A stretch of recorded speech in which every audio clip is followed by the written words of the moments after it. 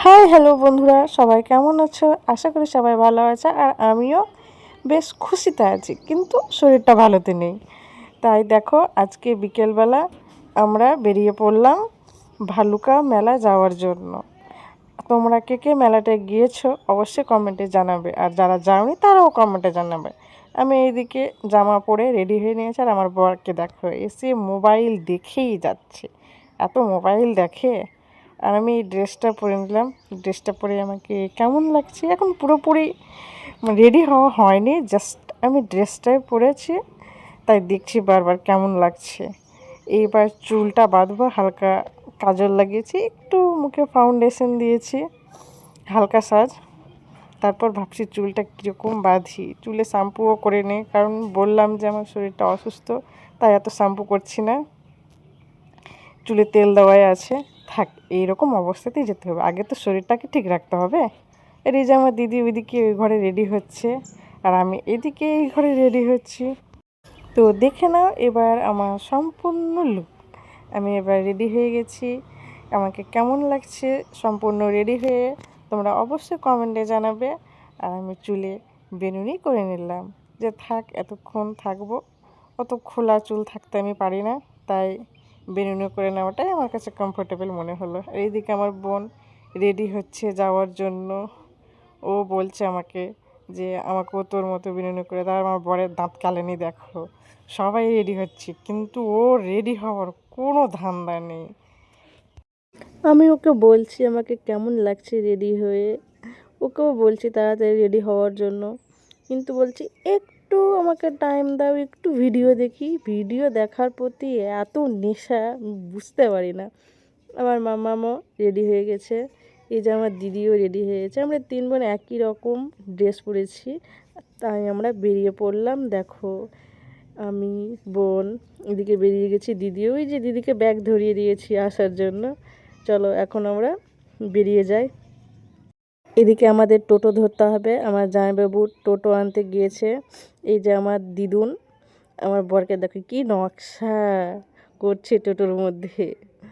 আমার দিদুনকেও আমরা নিয়ে নিয়েছিলাম মেলা যাওয়ার জন্য। সবাই একসাথে মেলা যাওয়ার এক আলাদাই লেভেলের মজা হচ্ছে আমাদের। এখন আপাতত আমরা প্রথমে যাব আমার মাসির বাড়ি, ওইখান থেকে আবার সবাইকে নিয়ে একসাথে বেরিয়ে যাব। দেখো আমরা কখন বেরিয়েছি, বেরোতে বেরোতে আমাদের পুরো রাত্রি হয়ে গেল, সন্ধ্যা থেকে রাত্রি হতে চললো, আর আমরা এসে গেছি আমার মাসির বাড়িতে। মাসির বাড়িতে এখন সবাই মিলে বসে বসে গল্প আড্ডা হচ্ছে, কারণ আমাদের সাথে মাসি মেসো আমার বোন আমরা সবাই যাব মেলায়। কিন্তু আমাদের মধ্যে আমার ভাই নেই, ভাই মালদায় আছে, ও থাকলে আরও বেশি ভালো হতো, কারণ ও অনেক একটু ফানি, ও সবার সাথে খুব ভালো মানে গল্প গুজব করে, সবার সাথে খুব আনন্দে থাকে, ও থাকলে বেশি ভালো হতো। তাই এখন মাসির বাড়িতে এসে আমার মাসি না খাইয়ে ছাড়বে না, আগে সবাইকে একটু করে খেতে হবে, তারপর আমরা মেলা যেতে পাবো। তাই ওদিকে মাসি সবার জন্য খাবার লাগাতে শুরু করলো। খাবার খেয়ে আমরা মেলায় চলে এসেছি। মেলায় এসে দেখো কত মানুষের ভিড় মেলার মধ্যে। আর এই যে নাগরদোলা এদিকে সবাই চেপেছে, মানে সবাইকে অন্য কেউ চেপেছে, আমরা কেউ চাপেনি, কারণ আমার নাগরদোলায় চাপতে প্রচণ্ড ভয় হয়, কারণ আমি একবার চেপে অনেক ভয় পেয়েছিলাম, তো এই জন্য নাগরদোলায় চাপতে আমি আর পছন্দ করি না। সবাই চাপছে আমরা দেখছি। এখানে নাগরদোলা আরও অনেক কিছুই এসেছিলো, ব্রেক ডান্স অনেক কিছুই ছিল, সম্পূর্ণ সবগুলো ভিডিও করা হয়নি, যেটুকু করেছি সেগুলি তুলে ধরলাম। শুধু নাগরদোলার দিকে থাকলে তো হবে না, চাই চলে আসলাম মেলার দিকে। এই যে এদিকে কি কি নিব দেখছি, আমার বরকে বলছি কোনটা নিলে ভালো হয়, তাই অনেকগুলো জিনিস নেওয়ার ইচ্ছা আছে, কোনটা নেব কোনটা নেব না অনেক কনফিউশন হয়ে যাচ্ছে। আমার এই যে জিনিসগুলো ভালো লাগছে, ভাবছি কোনটা নিলে ভালো হয়। এদিকে আমার মেসোও দেখছে কোনটা নিবে, থাক যেটা পছন্দ হলো আমরা নিয়ে নিলাম। এইদিকে আমার দিদি জামাইবাবু আর বোন দেখছে ওরা কী নেবে, যে যার মতো পছন্দ করে জিনিসগুলো নিতে থাকছে, আর আমিও পছন্দ করে এই যে আমার বর দেখছে কোনটা নেবে, একটা যে কোনো পছন্দ হয়ে আমরা নিলাম। তাই আবার অন্য দোকানে বেরিয়ে পড়ছি নেওয়ার জন্য। ও মা গো, এই পুতুলটা পুরো কিউট কিউট লাগছে দেখতে, পুতুলটা সেই লেভেলের কিউট। আমার বোনগুলো বরকে বলছে এটা কিনে দিলে খুব ভালো হতো। কিন্তু আমার বরটা কাউকে কিনে দিল না পুতুলটা, না আমাকে দিল না আমার বোনদের কাউকে কিনে দিল। থাক, ওখান থেকেও বেরিয়ে পড়লাম যেহেতু কিনে না দিবে।